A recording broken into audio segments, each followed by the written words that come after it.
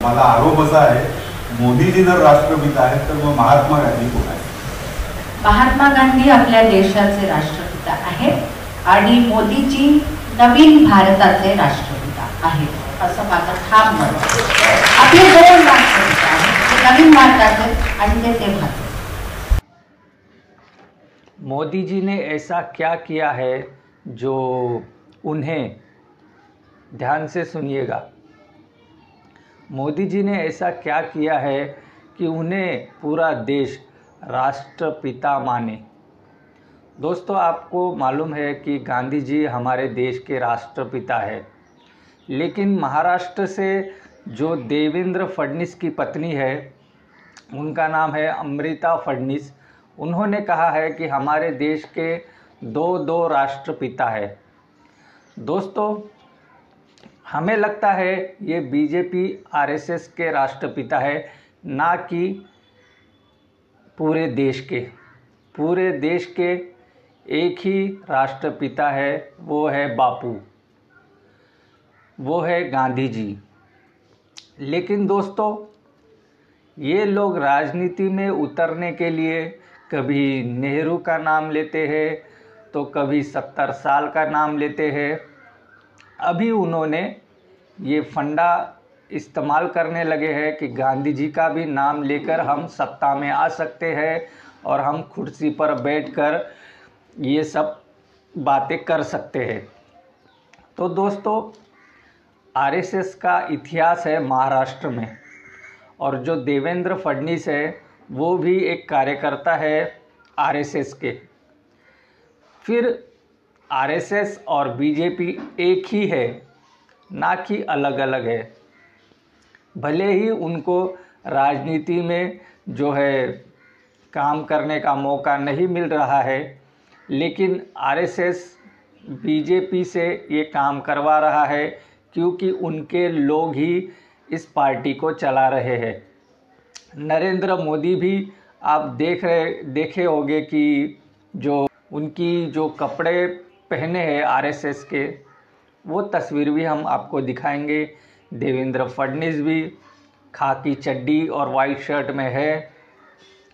और अब हमें लगता है दोस्तों, क्योंकि जो आरएसएस के जो लोग हैं वो जो है गांधी जी की हत्या में शामिल थे।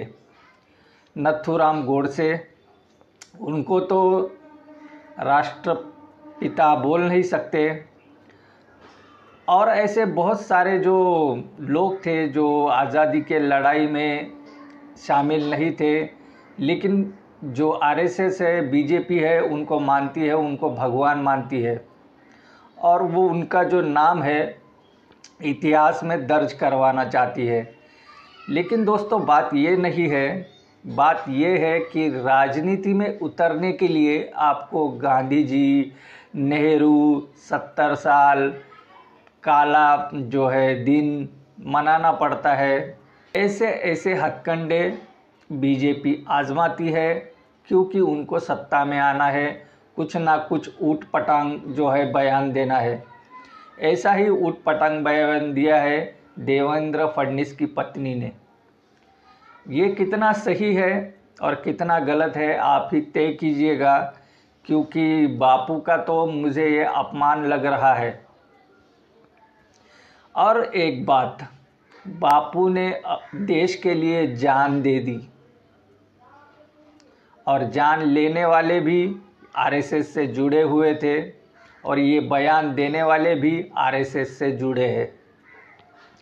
दोस्तों, बापू ने अपनी जान दे दी, लेकिन मोदी ने ऐसा क्या किया है जो कि भारत का राष्ट्रपिता माने? उनको क्यों हम राष्ट्रपिता माने? आप अपना जवाब दीजिएगा कमेंट्स में, लेकिन हम थोड़ी एक दो बातें बताते हैं। जब से प्रधानमंत्री मोदी प्रधानमंत्री बने हैं, तब से उन्होंने बहुत सारे झटके हमारे देश के लोगों को दिए, चाहे वो जीएसटी हो, चाहे वो महंगाई हो, चाहे बेरोज़गारी हो। 2 करोड़ रोज़गार देने वाले थे, लेकिन वो नहीं दिया। और मीडिया को खरीद फरोख्त कर रहे हैं और बहुत सारे जो पत्रकार हैं उनको जेल में डाल रहे हैं। बल्कि एक बनाना रिपब्लिक में ऐसा लगता है हम आ चुके हैं, क्योंकि उधर लोकतंत्र को भी ख़त्म कर रहे हैं मोदी जी। और ऐसी बहुत सारी बातें हैं जो एक वीडियो में कवर नहीं हो सकती दोस्तों।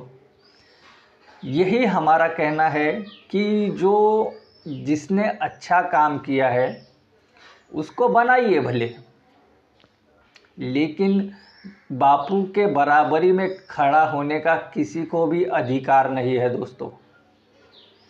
उन्होंने कभी हिंसा की बात नहीं की, वो अहिंसा के कदम पर चलते रहे। लेकिन इनका इतिहास क्या है दोस्तों, आरएसएस का इतिहास क्या है, और जो बीजेपी में बड़े बड़े नेता भरे पड़े हैं उनका क्या इतिहास है, ये जो गृह मंत्री बने हैं उनका क्या इतिहास है, वो भी आप एक बार चेक कर लीजिएगा। और इस बयान पर आपकी क्या राय है ज़रूर बताइएगा, क्योंकि दोस्तों ऊट पटांग बयान देकर ही नेता अपनी छवि चमकाते हैं और टीवी पर आते हैं और मीडिया उनको दिखाता भी है और उनको नेता बनाने में, और उनका बयान जो है टीवी पर वायरल हो जाता है। ऐसे ऐसे लोग जो है महात्मा गांधी का अपमान कर रहे हैं, वो भी भारत देश में। लेकिन मेरा ये कहना है, आपके पति जो देवेंद्र फडणवीस है वो पहले मुख्यमंत्री थे, आज डिप्टी सीएम है, और आप जो है एक एक्टर के रूप में है। एक्टिंग करने का जो चांस है इनको बॉलीवुड में मिल नहीं रहा है, तो अब क्या करें, तो कूद जाओ राजनीति में। और कूदने के लिए क्या है, एक ही फंडा है कि कांग्रेस को गरियाओ और कांग्रेस के बारे में जो है भड़काऊ बयान दो। और देखिए उन्होंने क्या कहा है कि भारत के दो राष्ट्र पिता है।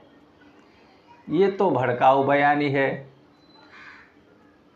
दोस्तों इस वीडियो में क्या है आपकी राय ज़रूर बताइएगा। और ये जो देवेंद्र फडणवीस की पत्नी है, ये भी एक आरएसएस से जुड़ी हुई एक महिला लग रही है, क्योंकि दोस्तों इनके जो पति है देवेंद्र फडणवीस, ये आरएसएस के कट्टर जो है समर्थक है और इनके जो कार्यकर्ता है, इनकी फ़ोटो भी हम आपको दिखा रहे हैं, क्योंकि वेशभूषा जो है उनकी आरएसएस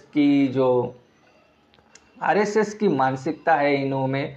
और ये लोग गांधी जी, नेहरू, इनसे नफ़रत करते हैं दोस्तों, क्योंकि आज़ादी में तो इनका कोई भी साथ नहीं था हमारे देश के लोगों के साथ। लेकिन अब ये लोग सत्ता में है तो कुछ भी बोल सकते हैं, कुछ भी कर सकते हैं। बस वीडियो में इतना ही।